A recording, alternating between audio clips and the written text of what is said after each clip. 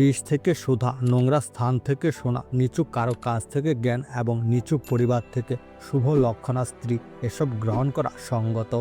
বিরাট পশুপালের মাঝে থেকেও শাবক তার মাকে খুঁজে পায়। অনুরূপ যে কাজ করে অর্থ সবসময় তাকেই অনুসরণ করে। অনেকেই 4টি বেদ এবং ধর্মশাস্ত্র অধ্যয়ন করেও আত্মাকে জানে না। হাতা যেমন রন্ধকরস জানে না। অবহেলায় কর্ম নাশ হয়, যথেষ্ট ভোজনে কুল নাশ হয়, জাঞ্ছায় সম্মান নাশ হয়, দরিদ্রে বুদ্ধি নাশ হয়। আড়ালে কাজের বিঘ্ন ঘটায় কিন্তু সামনে ভালো কথা বলে। যার উপরে মধু কিন্তু অন্তরে বিষ, তাকে পরিত্যাগ করা উচিত।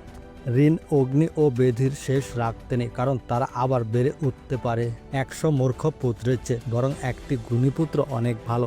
একটি চন্দ্রের অন্ধকার দূর করে সকল তারা মিলে তা পারে না।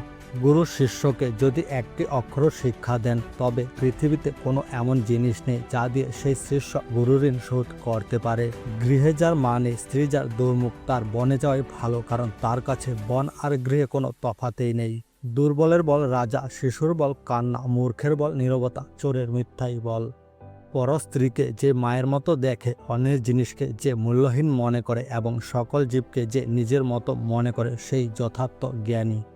পুত্র যদি হয় গুণবান, পিতা মাতার কাছে তার স্বর্গ সমান। পুত্রকে যারা পড়ান না, সেই পিতামাতা তার শত্রু। হাঁসদের মধ্যে যেমন বক শোভা পায় না, সবার মধ্যে সে মূর্খ তেমনি শোভা পায় না।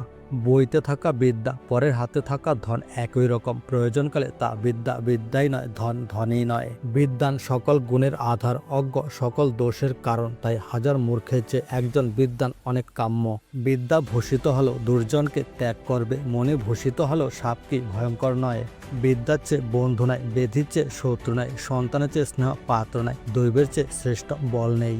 3টি বিষয়ে সন্তোষ বিধায় নিজের পত্নীতে, ভোজনে এবং ধনে, কিন্তু অধ্যয়ন, জপ আর দান, এই 3 বিষয়ে যেন কোনো সন্তোষ না থাকে।